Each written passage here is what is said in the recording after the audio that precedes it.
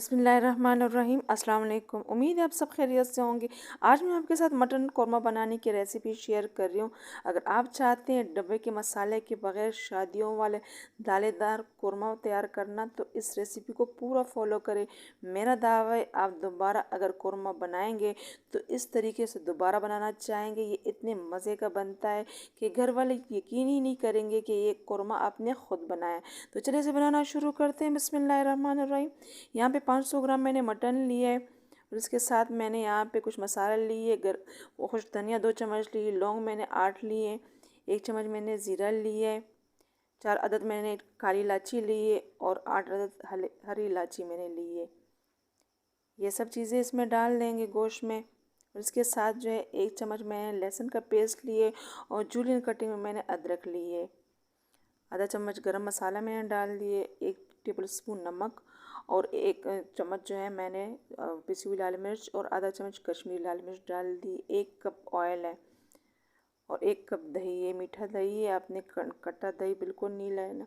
इस सब चीज़ों को अच्छी तरह मिक्स कर लेंगे और लो टू हाई फ्लेम पे थोड़ी देर के लिए इसको भून लेंगे ताकि ये जो गोश्त का पानी और दही का पानी अच्छी तरह जो है खुश्क हो जाए और ये गोश्त जो है अच्छी तरह भून जाए।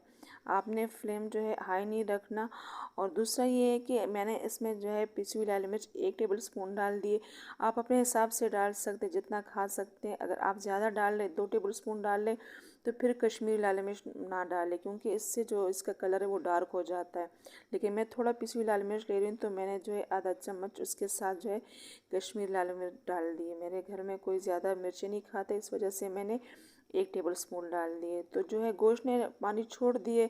अब इसमें जो है मैंने यहाँ पे ये जाफ़र जावित्री लिए और इसको बिल्कुल बारीक मैंने पीस लिए। अब आप देख सकते हैं कि मैंने जो है इसको बिल्कुल बारीक पीस लिया। बस ये पीस लिए, ये इसमें शामिल कर देंगे। अच्छी तरह मिक्स कर लेंगे इसको और बस इसको जो है हमने थोड़ी देर के लिए भून लेना है ताकि ये जो इसका पानी है इसमें खुश्क हो जाए। और इसको बिल्कुल जो है लो फ्लेम पे अब रख देंगे तकरीबन 10 मिनट के लिए। आप देख सकते हैं कि गोश्त का जो अपना पानी था और दही का वो खुश्क हो चुका है और लो फ्लेम पे इसका पानी अच्छी तरह हमने खुश्क कर देना है और इसका ऑयल जो है अलग हो चुका है। तो अब इसको थोड़ी देर हमने पकाना है तकरीबन 30 मिनट के लिए, क्योंकि ये बिल्कुल कच्चा हमने लिया है तो इसको पकाना है। तो इसी स्टेज पे इसमें मैंने जो है 1 गिलास पानी शामिल कर दिए। आप अपने हिसाब से जितना पानी डालते हैं वही डाल लें।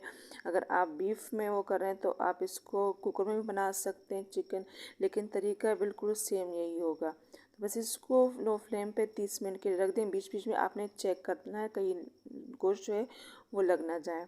तो 30 मिनट बाद आप देख सकते हैं जो पानी हमने डाला था वो खुश्क हो चुका है और गोश्त भी जो है अच्छी तरह जो है अभी पकानी है, क्योंकि हमने इसको बहुत ज़्यादा पकाना नहीं है, क्योंकि हम जब इसको सर्व करते हैं तो ये गोश्त जो है टूट भी जाता है और अच्छा भी नहीं लगता। तो आपने बिल्कुल अच्छी तरह इसको पकाना नहीं है, बहुत ज़्यादा थोड़ी सी कसर इसमें बाकी हो। तो यहाँ पे मैंने प्याज लिए, 1 बड़ा प्याज लिया, तो इसको मैंने दरदरा पीस लिए। ऑयल में मैंने अच्छी तरह पहले इसको फ्राई कर लिया था। ठंडा होने के बाद मैंने इसको दरदरा पीस लिए। आप इसको मिक्सी की जार में बगैर पानी के पीस लें। आपने बिल्कुल पानी या दूध कोई चीज़ इसमें शामिल नहीं करनी। तो अच्छी तरह इसको मिक्स कर लेंगे और थोड़ी देर के लिए प्याज के साथ गोश्त को फ्राई कर लेंगे ताकि जो सारा जायका टेस्ट है वो गोश्त में आ जाए। तो बस इसी स्टेज पे इसमें मैंने इसको 1 मिनट के लिए अच्छी तरह भून लिया है। अब इसमें पानी शामिल कर दें। जितनी हमें ग्रेवी चाहिए इतनी हमने इसमें पानी शामिल कर देना है, क्योंकि गोश्त में अभी थोड़ी सी कसर है। तो हमने जो है इसमें मैंने जो है आधा गिलास जो है पानी शामिल कर दिए। अच्छी तरह इसको मिक्स कर लेंगे और इसको जो है 10 मिनट के लिए बिल्कुल लो फ्लेम पे, जितना आपको नज़र आ रहा है इतना लो फ्लेम आपने रखना है और उसको रख देंगे ताकि ये जो ऑयल है अच्छी तरह से निकल आए और थोड़ी जो बहुत कसर गोश्त में है वो भी पक जाए। तो अच्छी तरह हमारा जो गोश्त है वो भी गल चुका है, लेकिन ज़्यादा ओवर कुक नहीं किया हमने इसको। अब आप देख सकते हैं कि कैसे दानेदार हमारा जो कौरमा है वो तैयार हो चुका है, बिल्कुल शादियों वाला, बाज़ार वाला। तो यकीन माने ये बहुत मज़े का टेस्टी बनता है। तो इसी स्टेज पे मैंने इसमें केवड़ा वाटर 1 टेबल स्पून डाल दिए। इसको मिक्स कर लेंगे और इसी स्टेज पे इसमें मैंने जो है गरम मसाला भी आधा चम्मच डाल दिए, तो वो भी शामिल कर देंगे। और बस इसमें चम्मच चला देंगे और बिल्कुल लो फ्लेम पे 2-3 मिनट के लिए इसको रख देंगे। अभी इसमें ऑयल आपको नज़र नहीं आ रहा, लेकिन हम इसको बिल्कुल लो फ्लेम पे रख देंगे तो इसका जो सारा ऑयल है वो ऊपर आ जाएगा। तो बस 2 मिनट के लिए मैंने इस पर ढक्कन रख दिया था और बिल्कुल जो आपने फ्लेम है वो स्लो कर देना, बिल्कुल हाई ना हो।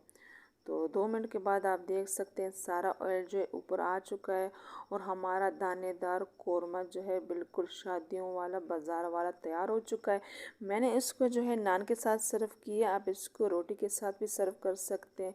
दोनों ही सूरतों में ये बहुत मज़े का बनता है। यकीन माने आप एक दफ़ा मेरी इस रेसिपी को फॉलो करेंगे, बार बार इंशाल्लाह ऐसे बनाए जाएं, क्योंकि ये जो है बिल्कुल डिब्बे के मसाले के बगैर हमने बनाया है तो बहुत मज़े का टेस्टी बनता है। तो उम्मीद है कि आज की वीडियो आपको पसंद आई होगी। अगर पसंद आई है तो वीडियो को लाइक और शेयर करना ना भूलें। चैनल पे नया है तो चैनल को सब्सक्राइब कर लीजिएगा। इंशाल्लाह नई रेसिपी के साथ फिर हाजिर होंगे। तब तक के लिए अल्लाह हाफिज़।